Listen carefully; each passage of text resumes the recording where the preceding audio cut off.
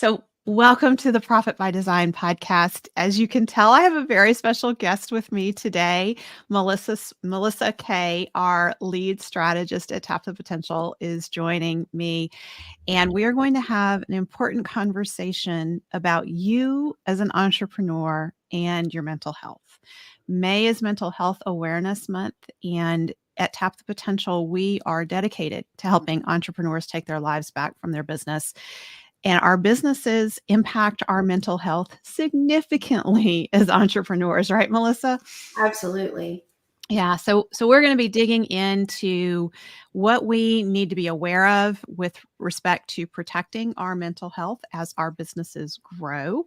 And we don't like to just do baseline at Tap the Potential, so it's not just about maintaining mental health. We really want you to thrive, and I'm excited because what we're going to share with you today is about how to endure the challenges as an entrepreneur and thrive.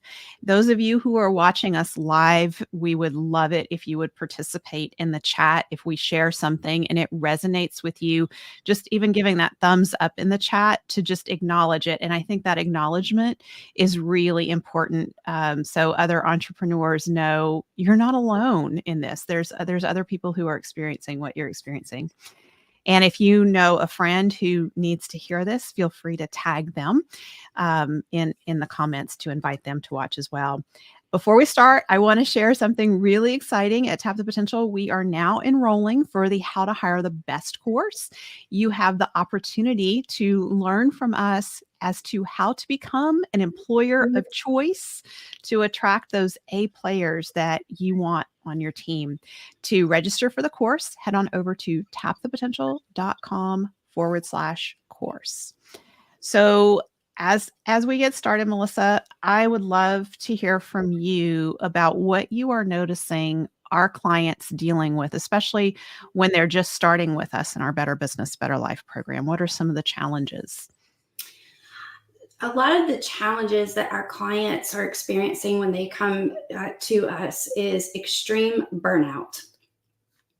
Many of our clients aren't practicing any form of self-care, and really that leads to a breakdown in their mental health. And it also causes their businesses to suffer.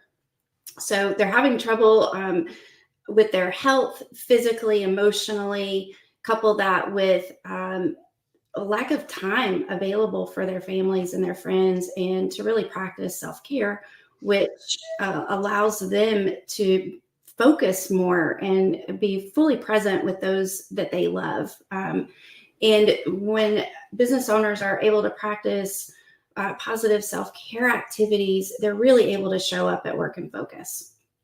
So what we're seeing is they're coming into work and they're really not productive, even though they feel like they may be working 40, 50, 60, 70 hours a week, which we see time and time again. When they're showing up, they're just not showing up at their best. So they're making poor decisions for their company. Yeah. And that's, to me, that is my greatest awareness. At the Soiree Women's Leadership Symposium this past week, I had the opportunity to share my story, and I talked about the period of time in my life where I was going through a divorce, and I was a single mom for 6 years. As I was going through that, one of my biggest awarenesses is that I'm responsible for the financial well-being now. It's solely on me. And my girls were relying on me. The team at Tap the Potential was relying on me. I had to keep things going. And I felt like so much was on my plate. And I thought, what happens if I go down?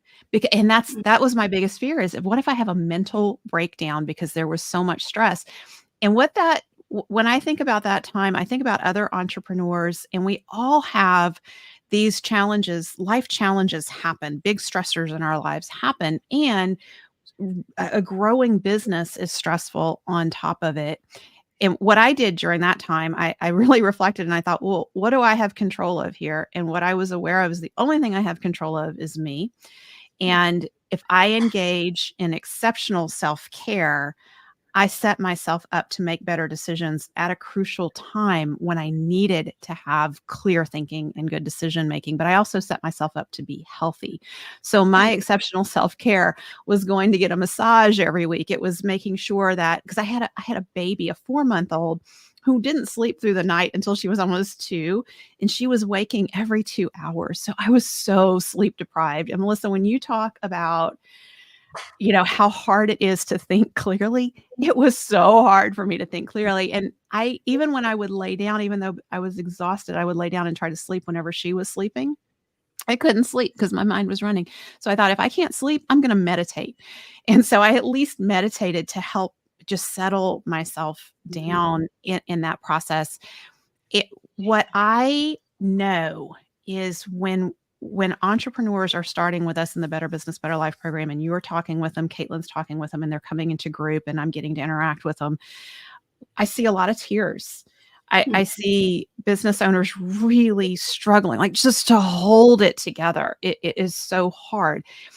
And so we want you to know you are not alone in this. This is a very common experience. And one of the greatest challenges we have comes from our business growth, because it forces us to have to grow individually. And unfortunately, growth is good, but it's not fun. It's kind of painful. It may be very painful sometimes. And some of the lessons we learn along the way are hard. So I want to just share, just to give you some context. If you are in a place of struggle, I want to give you some context so you can really see you are not alone in this. So with our Better Business, Better Life assessment, I think we're getting close to 700 entrepreneurs who've taken it now. And we are so appreciative when you all take our assessment, because it really helps us further our research on the entrepreneurial experience. We've analyzed the data on about 230 entrepreneurs, and 9 out of 10 are burning out. 9 out of 10. And when I share that, I want to give you some more context around this, because the average length in business of those we've surveyed is 12 years. So these are not brand new businesses. You're not in startup phase. You are an established business owner. And the most frequently reported number of days you all are saying you're able to be fully unplugged and away from the business is 0 days. So this is long-term buildup of stress over many years that is causing us to feel that way when we feel like we are just hanging on by a thread. 9 out of 10 business owners experience the business as being overly dependent on us, feeling like the business can't run effectively without us, so that there's this heavy burden that we carry on our shoulders. The research we're doing also shows that 8 out of 10 of us report that our mood fluctuates based on how the business is doing. So if the business is doing well, like, we're happy, life is good. And then if there's struggle in the business, and there usually is, because you're learning to hire and you have team problems and you're learning how to attract your top clients and deter the poor, distracting clients. And so there's client drama going on. And then we take that and we just decide, well, my business is not doing well, so I'm not doing well. It really just becomes this feeling of we can't even separate who we are and how we're doing from the health of the business. 6 out of 10 of us feel that sense of, I'm working harder and I'm not getting results from it. It's like it's taking increasing effort to accomplish even the simple tasks. One statistic that just blows me away is that 1 out of 2 of us have neglected our basic needs, like sleep, healthy eating, social interaction, in the last 3 days because of work. So that point that you're making, Melissa, about entrepreneurial self-care is so important, because it's just the little things that we do to take care of ourselves that can be the difference between a good decision or a bad decision. And those bad decisions spiral, and they become the dumb tax that we pay in our business, and they cause more and more problems. So every time we stop and we take care of ourselves, I really have come to think about it like as prevention of problems, because I know I will make a bad choice when I'm stressed and not eating or not sleeping. Nothing good comes from that. Also, 8 out of 10 of us feel like it's hard to switch off and not think about the business. So even when we are off, our brains are not off. We're constantly thinking about the business. So one of my the best thing that I've ever done for myself in terms of learning to control my brain that never seems to stop is to learn to meditate. And I've been working on this for probably 15 years, and I'm not good at it. So I want everyone to hear, when you're thinking about, oh, meditation, I tried that, it didn't work for me. Yeah, it didn't work for me either. So I keep trying, and I get better and better at it. And I've really gotten to a place now where I can just see a thought come into my head, like I can observe it, and I can just let it go. So instead of holding on to it and letting it fester and grow, which is what we do when we're stressed, I'm able to let it go. And so I would encourage you, if you really are in that place where you can't stop thinking and you can't get your mind to slow down, to start a meditation practice. And the reason we call it a meditation practice is because you have to keep at it and practice and practice and practice. It doesn't come easy. Melissa, any comments that you want to offer on this? Yeah, I had a very difficult time with meditation as well. So you really have to find something that works with you, works for you, your personality, the way that you think. And there's a couple of things that work with for me, and I would love to share those. One is Wim Hof breathing. So Wim Hof breathing is very challenging. However, it was a little bit more interactive, and that's what I needed. So another way is by journaling morning pages. So that's just writing down a stream of consciousness on a few pages every morning, first thing when you wake up. And that comes from the book, The Artist Way by Julia Cameron. And you shared something with me recently that resonated so much that I would love for you to share with our listeners. And that was, you have a visualization technique. Can you share that with everyone? Yes. So my intention at the beginning of the year that I set is to savor. So savoring life.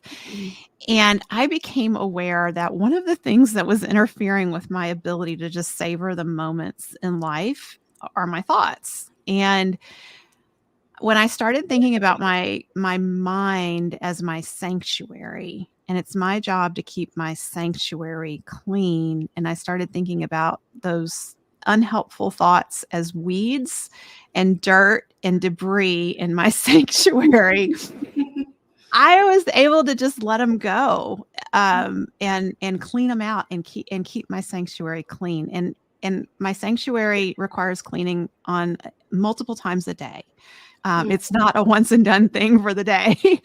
And that just gets back to the meditation practice. We have to really work to control our minds. My mind ran amok for 30 years before I started working on it and trying to control it. So we're undoing years and years of patterns of thinking. So we need to be patient with it. The other statistic that I really want to draw our attention to is that 1 out of 2 of us on any given day feel as though no one understands us and the stressors we experience as entrepreneurs. There's a tremendous sense of isolation among entrepreneurs. And I find that when we start having challenges in our businesses, we quickly shut down and quit talking to other people about our businesses. And we go to that place of thinking, it must be me. There must be something wrong with me. One of the most healing experiences you can have as an entrepreneur is to open up to a fellow entrepreneur and hear them say, I felt that too. I've had that experience. I know what you're feeling. That sense that others have walked in your shoes and it's not just about you. And Melissa, as business strategist, we can say with confidence that it's not you. It's the business is growing and it's demanding more of you. And it's telling you it's time to learn to be a better leader and to grow in your leadership. But it's not, the problems that are going on are not because of an inherent flaw in you. So, Melissa, would you talk about the sense of community in our groups and what goes on for our clients as they're sharing issues? I think it's one of the most beneficial aspects of our program. So we highly value vulnerability. And when our business owners come into their small group, they have a community that rallies around them. So sometimes we come to group and everyone's excited. They're on, cloud nine. They're pumped up. They're energized. Things are going well. And there's other times, however, where business owners are showing up, just like you said, in tears. And we're able to be vulnerable and share our experiences and really rally around one another. And there's just no greater sense of community when you're feeling isolated. Most entrepreneurs are completely isolated, and a lot of times even from their own families. We hear this all of the time. My spouse doesn't understand what's going on in the business or with the business finances. So it's a safe place to come and grow together and just love on one another. Absolutely. And that feeling of being able to share things and it's kept confidential, like it doesn't leave the group. It's your container. And we've had people show up and say, I don't know what I need coaching on today. I'm in a terrible place. And we just invite them to talk. And they talk. And then by the end, they're feeling better. They've released. We've gotten it out. You get it out of your head. Mm-hmm. And then you're in a place where you can go forward and make better decisions and feel more resilient and cope because you just know I have a community behind me. And boy, I'm going to try this next step forward to address these issues. And I know if it works or doesn't work, I can go back to my group and my strategists, and they're going to help me keep moving forward through this. And there's a huge piece. One of the ways that we address this as well that just can't go unnoticed is when we come to group, we're focusing first on our wins and successes. Yes. Because as entrepreneurs, we're so focused on the revenue that's not coming in, the tasks that we haven't done, the people that we might be letting down, whether that's our team or our customers, clients. And we forget to really acknowledge the wonderful things that we are achieving. So that really is so beneficial for our mental health. And unless you're in a program such as ours, you don't get that.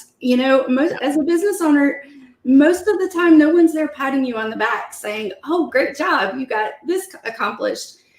So having that support network and really focusing on the wonderful things that you're achieving really attributes to that resiliency. Yes, absolutely. So I want to talk a little bit about what burnout leads to. So if so many of us are burning out, the reason we need to be paying attention to this is when we're burning out, we are like the frogs in the boiling pot of water. We start out telling ourselves, I've got to get through this tough time. I just need to hunker down and muddle through. And once this thing happens, everything else will be better and life will open up again. But that's not the reality of a growing business. There's going to be one challenge after another in a growing business. And so we have these symptoms of burnout that start to build up over the years. And so if your burnout score, if you take our assessment and your burnout score is, say, a 3, that's good. That's a pretty low level of burnout. But that doesn't mean you're off the hook. What that means is, hey, that's a sign you need to increase your self-care to keep your score from going up over the next few months. And if your score is a 10 or 11, that is a huge red flag. You're feeling multiple symptoms of burnout. And where burnout goes is it can cause anxiety. It can cause mental health problems.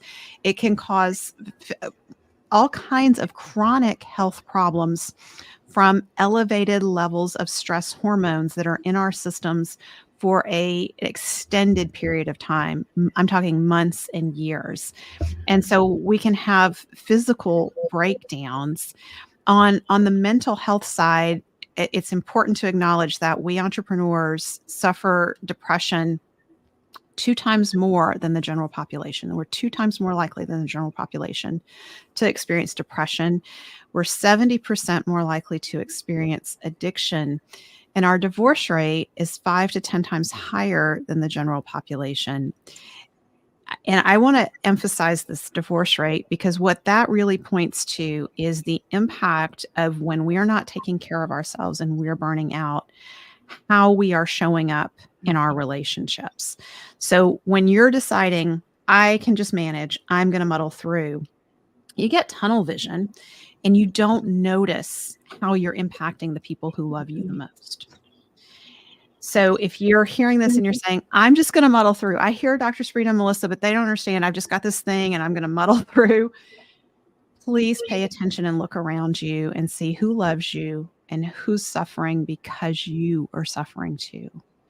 And start to work on yourself and your own self-care for those who love you the most. I also want us to talk about just understanding of some unique populations among us. Women entrepreneurs have particular vulnerability going on. Depending on the study that you look at, anywhere from 43 to 61% of women are burning out. That's just women in general. And if we know that 9 out of 10 entrepreneurs are burning out, I think it's a pretty straightforward conclusion to say women entrepreneurs are a particularly vulnerable population. And we women entrepreneurs need to take this seriously. And we also need to think about those of us who are older. We need to be aware of the impact and the intersection of menopause, mental health, and entrepreneurship. Because menopause, the research that's being done now is showing that menopause can trigger hormonal changes. That's not new. We've all known that. But if you have any underlying predisposition to any mental health diagnosis like depression, anxiety, bipolar disorder, anything like that, the changes in the hormones during menopause can cause those symptoms that might have been dormant, may have been, just fine, and you hadn't had any flare-ups of depression or anxiety for many years. All of a sudden, when you start going through menopause, it can cause that to flare up again. So if you have all these challenges in the typical experience of running a business as hard as it is, and as women, a lot of times we experience role strain because not only are we CEOs in the business and leaders in the business, we also have caregiving roles outside of the business. It's not uncommon for women to work a full-time, more than full-time in the business, and then have a second or third shift when they are off, where they're taking care of household responsibilities, children, elderly parents, and getting pulled in multiple directions. And when you're in that situation, it's very easy to say, there is no time for me. I just need to take care of everyone else. And then the self-care goes out the window. So if you are a woman and you are in the menopause age, bring this up to your doctor, and because explore options like hormone replacement therapy. And if the first doctor you talk to dismisses you and says, oh, no, you don't want to do that, or your symptom, these aren't very significant, this is just part of how it is, find another doctor. Keep going. Dr. Nancy Tremblay, author of Stealth Health, would tell you, take charge of your health and don't stop when someone says there's no help for this. You just have to deal with it. You know your body. I want to talk about entrepreneurs and the risk of suicide. And as I talk about this, I want to share that we don't have much research on entrepreneurs and suicide. Some sources suggest that entrepreneurs are twice as likely to harbor suicidal thoughts than the general population. And 72% of founders report having mental health concerns, and not all of these result in self-harm. So there's not much data on how many entrepreneurs actually attempt or die by suicide. But there are some statistics about the general population that I think we need to be aware of in relation to suicide. So middle-aged adults, especially those aged 45 to 64, the suicide rates in this age group have increased significantly in recent decades. With respect to women, the latest CDC data shows the suicide rate for women has increased 4% from 2021 to 2022, and the rate for men has increased by 2%. Now, I know those seem like small numbers, but the fact that it's increasing is very important to pay attention to. The suicide rate among middle-aged white women, ages 45 to 54, reached an unprecedented 14.3 deaths per 100,000 in 2017. So this data is 6 years old. That was an 82% increase since 1999. So over the course of 18 years, there was an 82% increase in the rates of suicide. So men and women are both at risk. Men tend to be at higher risk. Suicide rates for males is approximately 4 times higher than the rate for females, and males do make up 80% of all suicides. So male entrepreneurs, pay attention to this, because men who are entrepreneurs are very vulnerable to the isolation, because you're not talking to others, and there's the ego. And women have ego too. Men have ego. And that ego can get in the way and make you feel like you have to show that you're strong, that you're capable, that you can handle everything, which contributes to that sense of isolation. And so you really need to be reaching out and connecting with other entrepreneurs. The high stress in our lives on a daily basis contributes to suicidal ideation. There's a lot of uncertainty, there's exhaustion, there's the feeling of humiliation, and taking it personally if the business is not doing well, or if it feels like it's failing. That makes us very vulnerable. Impulsivity. I think that is a big concern, especially when we're talking about suicide, because it's very easy to have a really difficult period of time and then take an impulsive action that you would not normally take if you had not had all those stressors compound. And so, just take time for yourself. And one resource that I want to share for suicide prevention is the 988 Suicide and Crisis Lifeline. This is a free, confidential 24/7 hotline that provides support for people in distress. And so if you are suicidal, that is a great resource. But don't just call it and stop there, because really take that as, I need to reach out and I need overall community support. You really do need to get yourself into situations where you can be supported by other entrepreneurs, so that you know that you're not alone. And I think the other opportunity that happens when we reach out and connect with other entrepreneurs, Melissa, is we hear ideas for how to handle our situations that we have these different perspectives. Do you want to talk a little bit about what that's like in group and how that unfolds? Yeah, our groups consist of several business owners, and we bring in business owners from different industries. And what we see is, even though the industries are different, we're experiencing the same things. So when you're in that community, you're really feeling supported. You're sharing things that are that you're having challenges with regarding to the business itself, bringing in revenue, managing team members, hiring, and the list goes on. But when you show up in a community with other entrepreneurs, they get you.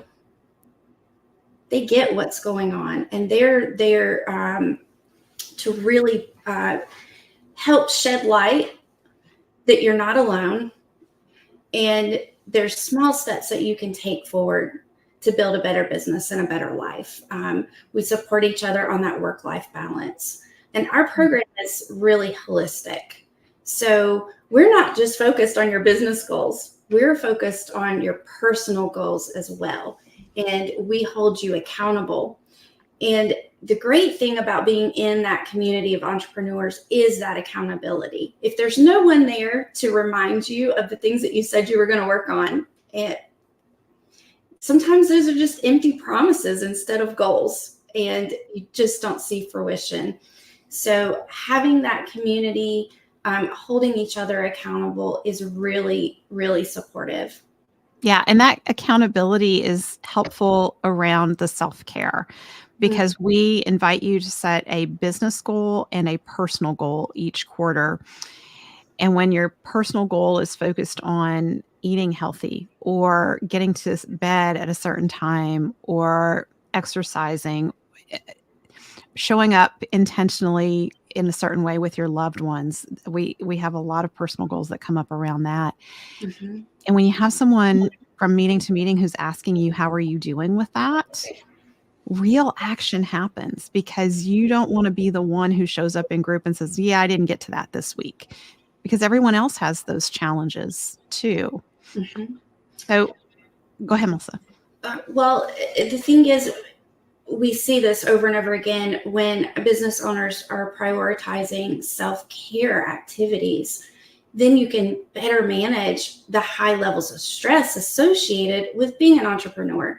And that's what helps prevent your burnout and depression and issues that really negatively impact their ability to run their business effectively. So we see our clients increase productivity and creativity, and their energy and their focus really begins to increase, which leads to better decision making and problem solving, and just overall business performance increases. Yeah, so it reverses that downward spiral. Mm-hmm. I'm so big on disrupting hustle culture. I really want us to get into a conversation about hustle culture and what it's doing to male entrepreneurs in particular. I resonate with hustle culture so much, and I don't think that we're talking about this enough. So I'm so thrilled that you're bringing this to the forefront. I know you, and I grew up in a culture that said, hey, the more productive you are, the more successful you are, the more things you get done, the more your business and life is going to be successful. But that's just really not the case. Showing up and putting in all the hours is not going to get you there. It's really being strategic about your time and your goals. Yes. Yeah. And, I have been intentional to get myself on podcasts where hustle culture is kind of just the way it is. That's just, how we talk about it. And that's resulted in me having some really interesting conversations with male entrepreneurs who are deep in hustle culture over the years. And I have gotten a lot of pushback on the 4-week vacation, 25-hour work week. And what I hear a lot is, Dr. Sabrina, I don't want to work less. I'm really happy with the level of work that I'm doing. And I think what we need to pay attention to is that outward success. So the business growing, your family, you have a loving family, you're married, you have kids, you're taking vacations, you have a nice home, you have nice vehicles. Those are all outward signs of success. And we really need to stop and pay attention to what's going on the inside. And this is where looking at, are you really connecting with the people around you when you are working as intensively as you are? And one of the things that I always come back to is I'm not here to make you take a 4-week vacation. I am not here to tell you you should work a 25-hour work week. Those are solutions that are right for me. For me, the 25-hour work week was important. At Tap the Potential, we support you in designing your business to support the life that is right for you. And so what I want to invite you to do is, as you're thinking about the life that's right for you, is to make sure you are paying attention to your important relationships. And are you nurturing those? Are you pouring into your important relationships? Do you even have any energy to pour into those relationships? Or are you preoccupied or distracted? Because this is what we see. There's a lack of connection. Marriages fall apart. I hear story after story of male entrepreneurs achieving tremendous levels of business success, like revenue growth, selling a business, and then getting divorced because the marriage has been slowly dying throughout that time, or their kids growing up and having very little engagement with them because they weren't present and in the younger years with kids. Melissa, when I was writing the 4-week vacation, you brought a very important book to my attention and you said, you need to read this. And it's The Family Board Meeting by Jim Shales. And in this book, when I read it, I read a passage that just totally brought this home for me and made me more aware of it than I had ever been. And I want to share that passage here on the podcast. And in the family board meeting, Jim Shales is relating his experience of accompanying a good friend to a detox clinic and recognizing a theme among the loved ones who are also there to provide support. And he says, as the stories unfolded, I realized that all 5 parents in the room were successful entrepreneurs. At first, I dismissed it as coincidence, but then I reflected that my friends' parents were also entrepreneurs. That was the red flag waving in my mind. For every busy business owning parent in the room, there was also an addict. Shales realized it wasn't entrepreneurship that was at the root of the problem. Instead, it was the fact that none of the parents had spent quality time with the children at a time when they needed it most. And Jim goes on to write, memories came flooding back. My friends' parents were good, hardworking people who had raised 3 children. Yet the older kids hadn't faced the same challenges, only my friend, the youngest of the 3. Why? Because unfortunately, their business was struggling at the time when my friend needed them the most. As they put in extra hours at the office to save their business, my friend was the only sibling left without the one thing that makes the difference in every child's life, which is quality time. During our discussions, it became increasingly clear that it was the lack of this vital element that was to blame, not entrepreneurship. None of these hardworking parents had spent quality time with their children during the formative years. They had invested heavily in their businesses, but not in their kids. The result was predictable. There was a lack of connection, which led to confused teens who in turn made bad choices. Those bad choices then followed those teens into adulthood. And now those confused teens were confused and addicted adults.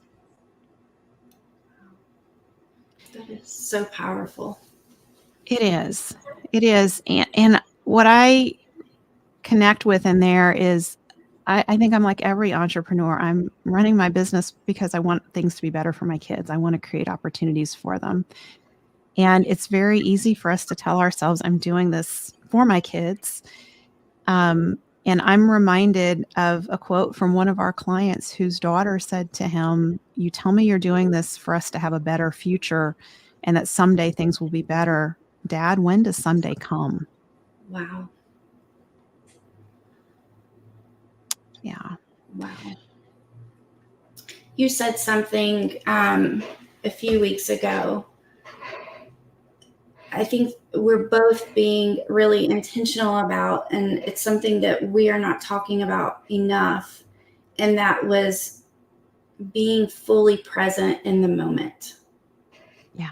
And when you're in that state of burnout, it's impossible to be fully present for yourself or others around you. Yes, it is. I have to make an intentional choice almost every day to walk out of my office at 3 or 4 because of my kids' activities. And it's very tempting for me to take my phone with me and go sit at those activities and keep working. And I'm not perfect. I have done that. And I also try very hard not to do that And the times that I haven't done it, my daughter has commented and she says, I love when you're watching me, or I can see her try harder because she knows I'm watching. And that gift of emotional presence, I believe, is the greatest gift we can give another human being. And that comes back for me, that comes back to why I meditate and why I practice meditation as much as I do, even though I'm terrible at it. It's because I don't want to be in a conversation like here on the podcast. I want to be here with Melissa and I want us to be focused on serving you. I don't want to be thinking about 20 other things that are going on in the business or, stressors in my personal life, because that deprives me from being fully present and it deprives me from serving and showing up the best way that I can serve and show up. Yes. One thing that I want to make sure that we call out about the 25-hour work week or the 4-week vacation is that it's not just about the time off work. It's setting your business up for success. And in 2004, which I believe attributes to being in an extreme state of burnout, I missed several weeks of work while running a business. And I got a very common staph infection that really became life-threatening and spent several weeks in the hospital. The business continued, but it became a game changer for me to really focus on creating sustainable systems and effective operations and hiring the right people in the business. And everything that you teach about the 4-week vacation and the 25-hour work week directly attributes to that, creating a sustainable business in life.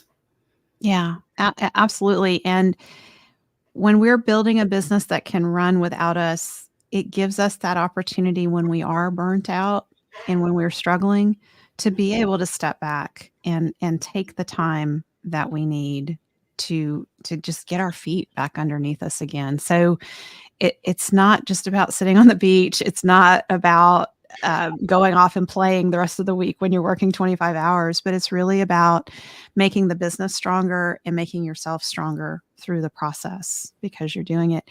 Melissa, we have so many success stories among our clients who take their lives back from their business. I want to give you the opportunity to just share some of these incredible success stories because, and as Melissa is sharing this, I want you to recognize every one of these individuals started out working with us in a place of burnout and just really feeling like I'm at the end of my rope. Mm-hmm. One of my favorite success stories, and I'm just going to do a big shout out here to Rosalie, because I'm sure she's tuning in. Rosalie came to us at a time where she didn't have a choice but to prioritize her health. So she wanted to create a business so that she could really take her life back. And she was working 7 days a week, nonstop. Now she's prioritizing her time off work. She's getting regular massages, and she's shared with us that she actually looks forward to doing things again. She enrolled in our Dream Manager program and afterwards shared it extinguished burnout for me. It's been a lifeline. And then we have Harriet, who's being creative again and creating a space for her self-care. She also took the Dream Manager program and now has the confidence to pursue her dreams and is building a self-sustaining business. I think of Jeff, who's painting again, and Leslie is playing the piano again. And Linda actually spent a month in another country this year, and she's starting to reconnect with her friends again. And so many of our clients are prioritizing date nights with their spouses and taking more family vacations and being intentional about just putting their phones down at night so that they can be fully present and focused. And the favorite thing that we hear all of the time is, I'm a better wife, I'm a better husband, I'm a better parent. Yeah. Because of the Better Business, Better Life program. And there's just no greater compliment than we receive than that. Yeah, that's the highest compliment. And that's what we're here for. That's what we're striving for, is to create that experience for every entrepreneur out there who wants that experience. As we wrap up, I want to offer you the opportunity to take our Better Business, Better Life assessment to assess your current level of burnout in relation to the health of the systems in your business. The Better Business, Better Life assessment is the only assessment that is out there that really looks at entrepreneurial mental health in relation to the health of the business. And I think the two go hand in hand. So when you take this assessment, you will have the opportunity to get your personalized list of $10,000 an hour activities that point to what you can improve in your business that will have the greatest impact on improving your well-being as well as the profitability of the business. Like, it doesn't get any better than that. And because when you take this assessment, you are helping us further our research on entrepreneurial burnout. We're very appreciative of that. We are wanting to get 1,000 entrepreneurs taking this assessment so we can analyze the data again and have a much bigger data set. I'm excited to dive into this data, and we have a lot of accountants and bookkeepers who've taken this assessment. So I would love to look at it from the perspective of what's going on with accountants and bookkeepers. We have a lot in the construction industry and remodeling, interior design. If we have 1,000 entrepreneurs, we can get into these subsets of the data and say, what is their experience like, and really speak specifically to that. I want to look at the differences between women and men entrepreneurs. So take this assessment. You're doing it for yourself, and it's also going to help us further the research and be able to help you. So you can take the assessment at tapthepotential.com/assessment. When you take the assessment, we will send you a signed copy of my book, The 4-Week Vacation, The Entrepreneur's Ultimate Guide to Taking Your Life Back. That's how much we want you to have a great experience of entrepreneurship. So, Melissa, thank you for being here with me on the podcast today and really bringing in the experiences that our clients are having. We covered a lot on entrepreneurial mental health. And as we close, I want to invite you to make a commitment to take one action that is going to support your well-being in the coming week. My action that I am taking is meditation daily. Melissa, what's your action that you're taking? My action is morning pages. Okay. To increase my creativity. Awesome. Well, thank you so much. Thank you, Dr. Sabrina.